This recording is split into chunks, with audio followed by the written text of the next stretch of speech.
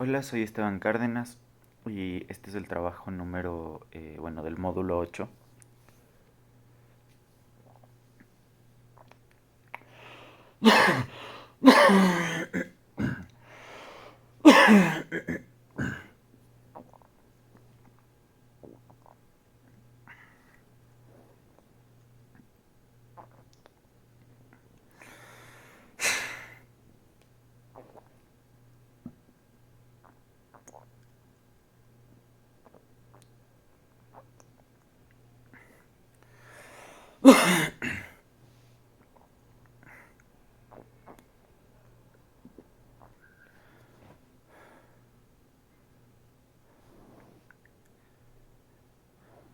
Soy Esteban Cárdenas y este es el trabajo final del módulo número 8.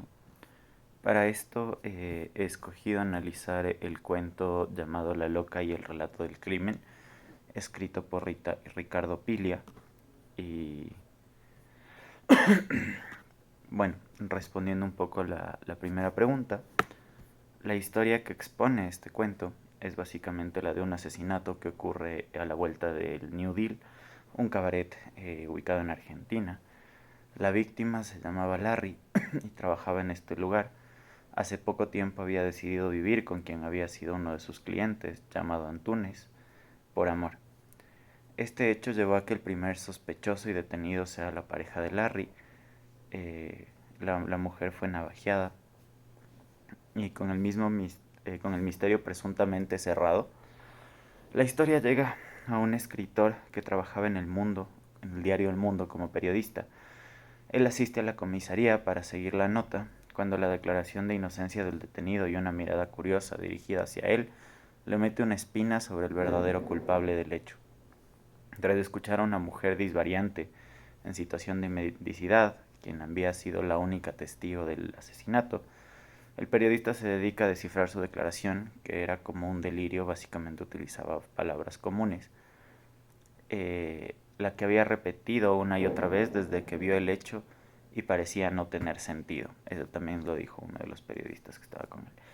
De esta forma el periodista descubre un mensaje entre líneas que declaraba que el verdadero asesino era el gordo Alamada, un personaje fuerte en la ciudad y que se lo presenta al inicio también, y no al que habían detenido, que era la pareja de Larry.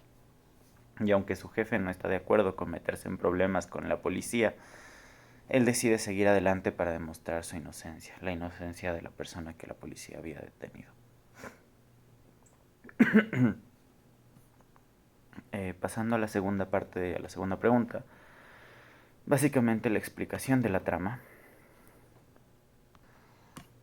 Podría decirse que esta historia es un poco complicada, o este cuento en general, dado que podemos identificar como dos o tres microhistorias dentro de la historia o micro relatos dentro del cuento. Sin embargo, uno de estos es básicamente el relato con el que inicia el cuento, que es comienza en el párrafo uno con una descripción o una introducción que vendría a ser la introducción tanto del cuento como en este caso de la primera subhistoria, que habla de gordo, difuso, melancólico, y bueno, comienza con estos tres adjetivos de descripción. De ahí me parece interesante porque creo que una de las partes de la historia termina justamente cuando acaba la participación de Alamada y entra la participación de Antunes. En este caso, el fin de la introducción o el inicio de esta microhistoria sería en el primer párrafo de la página 460, donde dice ponerme por mi cuenta en Quito, Panamá o Ecuador. En esa cita yo diría que termina el inicio de la primera subhistoria. De allí comienza el desarrollo que habla de cómo Alamada se encontró con esta mujer a la que dio dinero. Eh, de allí podría verse también eh, el fin del desarrollo, este subdesarrollo, bueno, este desarrollo de esta subhistoria, donde en el párrafo, bueno, al final de los diálogos, un párrafo antes del final de la página 460, se dice, ¿escuchaste? Dijo la amada, o estás borracha. Después del clímax habla de la disvariación de la mujer, a la que, bueno, la pordiosera que le llama la historia, a la que a la amada le dio dinero, donde dice la macanera, ay Macarena, que sería el siguiente párrafo de la página 460. Luego termina en el segundo párrafo de la página 461 y termina con el desenlace de esta microhistoria en el tercer párrafo de la página 461. ¿Por qué digo que esto podría verse como una historia en sí misma? Porque al leerlo se puede ver que tiene un desarrollo y al final tiene una especie de cierre donde comienza también la subhistoria de Antunes, que sería prácticamente la historia del crimen en este caso. Eh, de ahí yo también describí parte de la división de la parte de la subhistoria de Antunes, que comienza con el párrafo cuarto de la página 461 y termina en el mismo párrafo, eh, desde la cita de la línea más o menos, en la línea 8 de ese párrafo, comienza el desarrollo en la cita hasta que al fin una mañana. Desde mi punto de vista existe un punto crítico en el segundo párrafo de la página 462, donde dice donde nos queda poco de juego a ella y a mí. De ahí termina el desenlace el desarrollo en ese mismo párrafo. El siguiente párrafo lo veo como el clímax y el final como el desenlace de esta subhistoria. ¿Por qué quería destacar este tema de las subhistorias? Porque estas pertenecen obviamente a la historia grande del cuento en sí mismo. Sin embargo, sí quería destacar que estos dos relatos pueden verse como historias independientes. De ahí, bueno, la introducción o el inicio de la historia ya más macro o el cuento en general inicia obviamente en el párrafo de la página, en el primer párrafo de la página uno. Y desde mi punto de vista, bueno, desde el análisis, termina en en el quinto párrafo de la página 462, justamente donde inicia la parte 2, como lo llama en números romanos el autor, a esta parte del cuento. Entonces, en esta parte del cuento, desde mi punto de vista, termina el inicio, porque básicamente describe también parte del asesinato, ya más en macro, describe parte del momento más que del asesinato, de lo que sentían los personajes involucrados en el asesinato. Tanto directa o indirectamente, tanto la víctima, tanto a la amada en este caso, tanto también la pareja de Larry y, y bueno, en el párrafo 5 justamente de la página 462 describe también a Emilio Renzi, que es el lingüista que trabajaba como periodista en El Mundo, y también describe al viejo o uno de los jefes también. De ahí el desarrollo del cuento para el análisis comienza en el párrafo 6, justamente en el siguiente, de la página 462, y termina en el párrafo 3 más o menos, al final del diálogo de la página 465. En esta parte habla más que nada de que el jefe intentaba, perdón, vio como una buena idea el hecho de mandar a Renzi a tratar este caso y sacarlo un poco del escritorio. Y también narra ya más los hechos de cómo Renzi se acercó a esta investigación, pudo conversar con los implicados o simplemente escucharlos en este caso. Por eso para mí este es el desarrollo. De ahí básicamente para mí el punto decisivo de este cuento llega justamente en el párrafo 4 de la página 463, donde hay un pequeño diálogo entre el supuesto asesino, en este caso que era la pareja de Larry, Antunes, donde dice yo no he sido, ha sido el gordo a la amada, pero ese lo protegen de arriba. Incómodo, Renzi sintió que el hombre le hablaba solo a él y le exigía ayuda. Desde mi punto de vista este es el punto decisivo, debido a que esto marca parte de la historia y cuáles van a ser las acciones de Emilio Renzi, que en este caso también sería el personaje protagonista que hablaremos más adelante. De ahí el clímax comienza básicamente en el párrafo 4 más o menos, al final del desarrollo de la página 465, donde justamente comienza el diálogo de Renzi, donde expone a su jefe que tiene la prueba de que Antunes no mató a la mujer y fue el gordo Lamada. El clímax también detalla un poco esta conversación y los descubrimientos de Renzi en el análisis que hizo al discurso o este disvarío de la señora pordiosera, loca que le llamaban, que había sido testigo del asesinato. Y en esta exposición lo que hace es sacar un mensaje que básicamente dice: el hombre gordo la esperaba en el zaguán y no me vio y le habló de dinero y brilló esa mano que la hizo morir.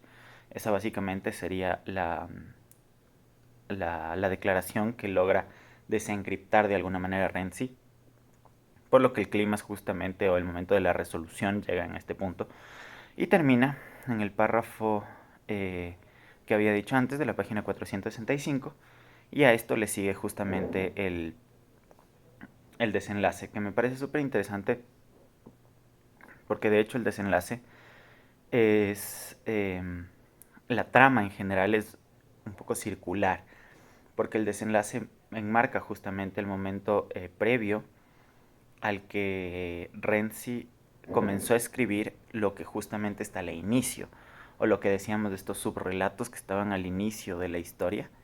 Estos subrelatos son justamente los que comienza a escribir Renzi a partir de la negativa de su jefe de escribir de este tema y su rebelión de decir lo voy a hacer y lo voy a escribir, y justamente también relata que iba a redactar su renuncia en este punto. Entonces me parece interesante porque tiene una trama bastante circular y básicamente este momento sería el momento previo a la escritura del texto que habríamos leído al inicio. Y esa básicamente es la trama, más o menos como se desarrolla la historia a través del cuento y como el autor decidió desarrollar la historia a través de la trama. Pasando a la pregunta número 3, para esto he elegido justamente el punto decisivo para este análisis. Bueno, repitiendo un poco lo que había dicho en la última pregunta, el punto decisivo está localizado justamente en el párrafo 4, 5 de la página 463. Y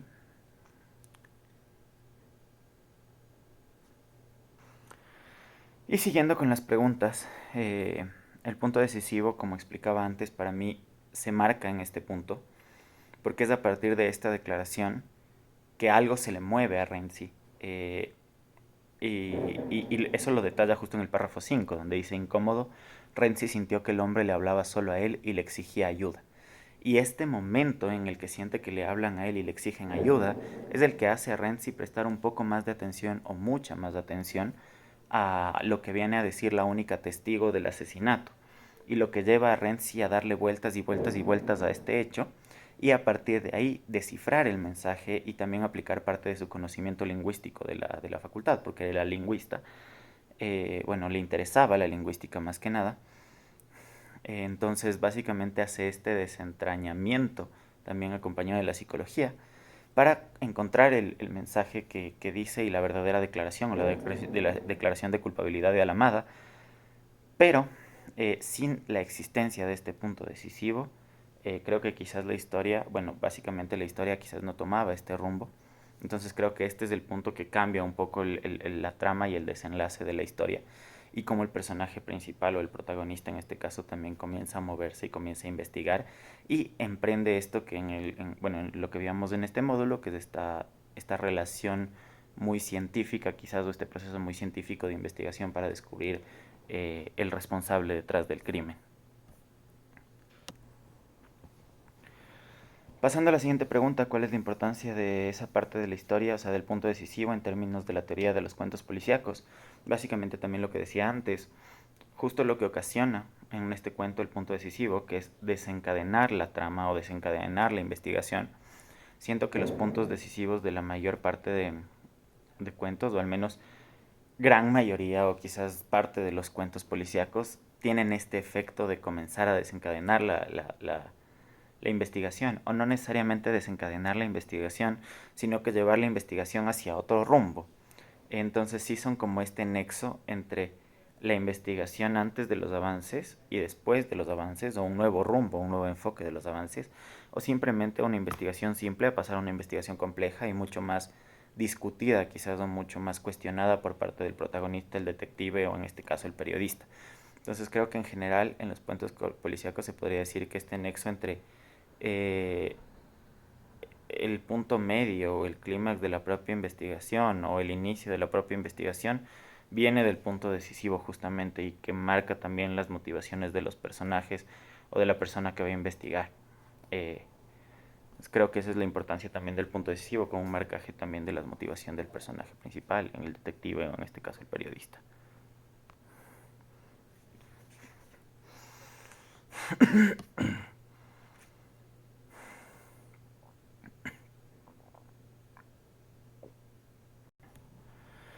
Con respecto al tipo de narrador, podemos destacar que en el cuento hay sobre todo un narrador omnisciente, y el cuento se da sobre todo en tercera persona.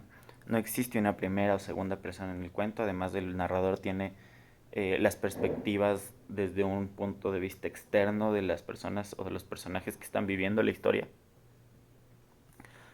Eh, por eso creo que es este tipo de narrador.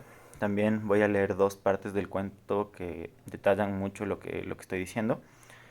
En este caso, la primera parte sería de la página 462-463, que dice: el viejo Luna decidió mandar a Renzi a cubrir la información porque pensó que obligarlo a mezclarse en esa historia de putas baratas y caficios le iba a hacer bien. Básicamente aquí el narrador tiene una idea de los pensamientos de un personaje que no es él, porque básicamente él está en tercera persona y no habla como un yo. Y esto es una clara imagen de un narrador omnisciente, porque el narrador omnisciente conoce todo lo que está pasando en el global de la historia. Otra parte podría ser: en el departamento de policía, Renzi encontró a un solo periodista, un tal Rinaldi, que hacía crímenes en el diario de la prensa. El tipo era alto y tenía la piel esponjosa como si recién hubieran salido del agua. Los hicieron pasar a una salita pintada de celeste que parecía un cine. 4 lámparas alumbraban con una luz violeta una especie de escenario de madera. Básicamente esto quiero destacar la parte de los hicieron pasar a una salita pintada celeste, porque en este caso en escena hay dos personajes, que sería Renzi y Rinaldi, los dos periodistas o al menos trabajadores de medios de comunicación, y habla de ellos en tercera persona. Eso quiere decir que el narrador no es ni Rinaldi ni Renzi. Entonces esto básicamente ejemplifica parte del narrador mayoritario o básicamente total que hay en el cuento, que en este caso sería el narrador omnisciente o narrador en tercera persona.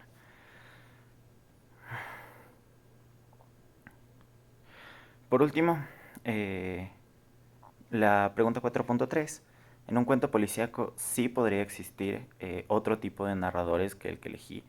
También existen cuentos policíacos que se narran en primera persona, en un tema de narrador protagonista o narrador, eh, sí, protagonista o narrador en primera persona.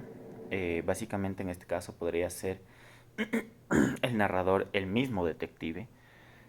También podría existir un narrador testigo, que existe también en varios cuentos, donde el ayudante del detective o el ayudante de la persona que está investigando es quien narra la historia y quien se encarga de narrar los hechos.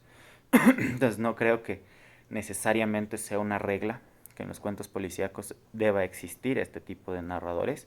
Creo que también el narrador testigo, el narrador protagonista, son muy probables y son muy factibles para plasmarlos en un cuento policíaco, e incluso les pueden dar extras. En el caso del narrador protagonista o el narrador testigo, hay muchos detalles que se pueden omitir y se puede jugar con el lector al omitir estos detalles, para que el lector sea o se meta en esta dinámica de deducción al igual que el detective. Entonces es como poner incluso en los zapatos del testigo, o del ayudante o del detective, al lector o a la persona que está leyendo el texto. Entonces creo que es muy interesante y puede dar muchos plus también utilizar este tipo de narradores. Por último, yendo al tema de los personajes, el personaje protagonista del cuento que yo elegí es Emilio Renzi, el periodista que recibe la historia, pues es quien toma más protagonismo sobre el caso y dado que hablamos de cuento policíaco, y bueno, generalmente en los cuentos policíacos el protagonista está entre el detective o el investigador y la víctima. En este caso, el Renzi funge el papel de detective en la trama. Y sobre todo, que es una de las razones principales también de que él es un protagonista, además de que aparece durante la gran mayor parte del cuento. Este personaje tiene una motivación clara que se convierte en el objetivo final de la historia, que en este caso es demostrar la inocencia de Antunes, y básicamente es lo que busca hacer hasta el final del cuento. Por otro lado, hay antagonista o no en el cuento que elegí. Creo que es complejo porque parecería haber un antagonista. Básicamente en los cuentos policiales generalmente existe una forma binaria de análisis en el cual existe el protagonista, que es el detective en este caso, o el antagonista, que es la víctima, o digo la víctima es el criminal o quien comete el delito. Sin embargo, aquí el gordo Alamada sería quien comete el delito. Eh, y bueno, con respecto a la teoría del módulo 6, eh, con respecto a la teoría del módulo 6, el antagonista debería también tener una motivación, al igual que el protagonista. Y casi siempre la motivación del antagonista es que el protagonista no cumpla su motivación. En este caso, siguiendo esta lógica, si Alamada sería el antagonista, Alamada buscaría a lo largo del cuento que Renzi no consiga descubrir que él fue quien mató a Larry. Pero eso no se ve durante el cuento. Más bien, en este caso, Alamada funge como un personaje secundario terciario y no tiene como esta motivación activa durante el cuento, por lo que creo que no hay antagonista en este cuento. Creo que un ejemplo de esto también es la parte en la que dice eh, Antunes que él no ha sido el gordo Alamada, pero a ese lo protegen de arriba. Básicamente es el único lugar donde aparece Alamada, y ni siquiera físicamente, sino a través de la declaración de Antunes, por lo que sí se podría hablar de un personaje terciario, quizás secundario, eh, como parte de su motivación la protección o el no ser descubierto, pero después no aparece y no tiene una participación activa, por lo que vuelvo y repito, en este caso yo defendería que el cuento no tiene un antagonista. Por último, creo que la mayor parte de cuentos policíacos, tanto que he leído o he visto, tanto en tele, cine, también libros cortos, cuentos que leía también policíacos cuando estaba en la escuela, eh, creo que los personajes tienden a repetirse. Como decía antes, el protagonista casi siempre sí es del detective. Eh, el antagonista casi siempre sí es del victimario o el criminal. Y casi siempre también un personaje secundario termina siendo la víctima. Sin embargo, creo que también, y es lo que veíamos en el texto de la teoría, existe también cuentos en los cuales la víctima se convierte en el protagonista, el detective se convierte en el antagonista. Entonces creo que los roles de los personajes de estos cuentos tienden a variar bastante, pero sí creo que mantienen una estructura mucho más quizás tradicional, en la cual se mantiene lo que decía antes: el detective es el protagonista, el criminal es el antagonista, generalmente el detective y el criminal o el protagonista y el antagonista tienden a ser personajes dinámicos. Entonces sí se mantiene un poco esta estructura, lo que no quiere decir que sea una norma o una ley. Desde mi punto de vista creo que sí se rompe en varios casos, eh, pero sí se convierte como en una estructura tradicional, por decirlo de alguna manera, del cuento policíaco o de la literatura policíaca en este caso. Y eso, muchas gracias.